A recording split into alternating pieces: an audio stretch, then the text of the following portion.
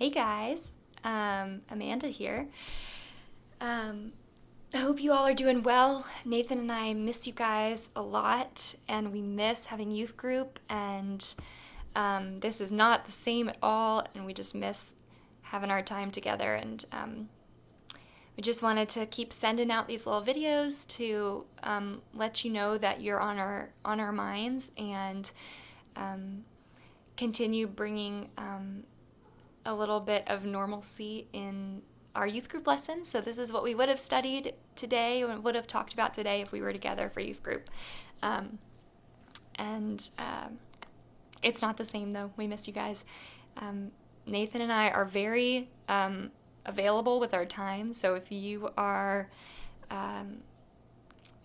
to text us or send us an email or message us on Instagram or anything, we're free, and we'd love to catch up with you guys and chat or Zoom or something like that. I know some of you are probably thrilled about schools being closed for the year. Others maybe not so much, especially our seniors. And we just want you to know that we're praying for you. We're really sorry for all the things that you usually do this time of year that have been canceled. And yeah, hope that you are able to find a little bit of routine in this kind of strange time right now. So this week we wanted to continue our Names of Jesus study. And I want to talk about a name that feels relevant to our life right now. And that is the name that Jesus is given sometimes in the Bible of the great physician or healer. So when Jesus was alive, about 2,000 years ago, he healed a lot of people. He healed people physically who were diseased. He healed people who couldn't walk. He healed people who were blind. He healed people who were mentally ill. And Jesus was a miracle worker. He did amazing things to heal people who needed his help. So when we think about our current day-to-day life now, it doesn't always feel like we have a miracle worker with us. People get sick all the time, and especially right now with this virus and everyone talking about it, it seems like everyone is either talking about being sick or trying to not get sick. But miracles still happen today, though, and people are healed all the time, which is the good news. But Jesus also says that he heals us in other ways too, not just physically. So in the Bible, we read in the Psalms that God heals the brokenhearted and binds up our wounds. So we can all kind of relate, I think, to this feeling of being brokenhearted in some way.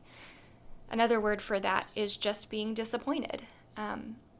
You may be feeling brokenhearted or disappointed right now by the things at school that were canceled, whether that's your sports seasons, dances, plays, musicals, performances. Or maybe at some point in your life, you lost someone who was close to you who passed away.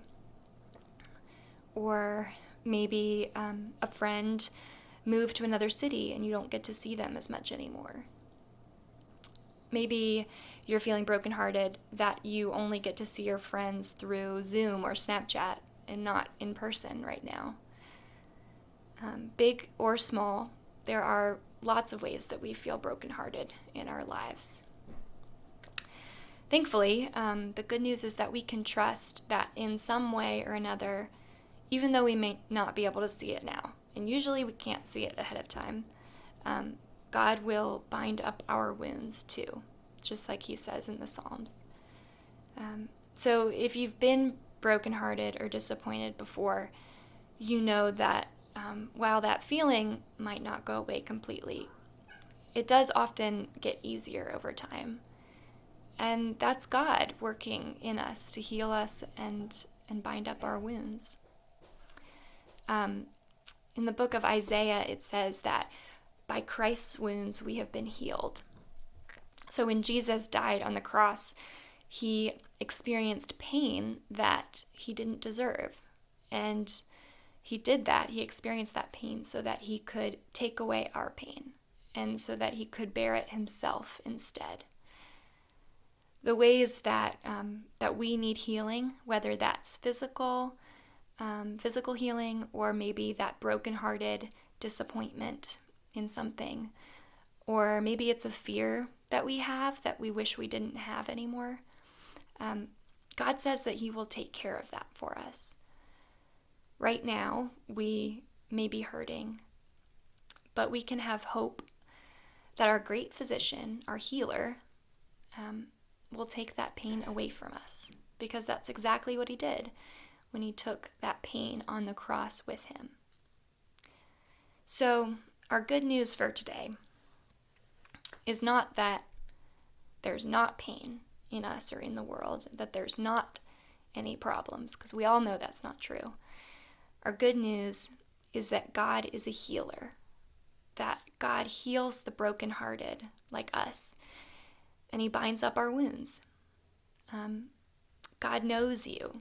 He knows exactly what might be hard for you right now, and God loves you. And we can have hope in Jesus that our wounds are being healed. So that is the good news that we can hold on to. It doesn't mean that we don't have the pain and the disappointment, but just means that along with that, we also have hope at the same time. So we miss you guys. Hope you're doing well. And like I said, reach out anytime. We'd love to catch up and hear how you guys are doing. Talk to you soon.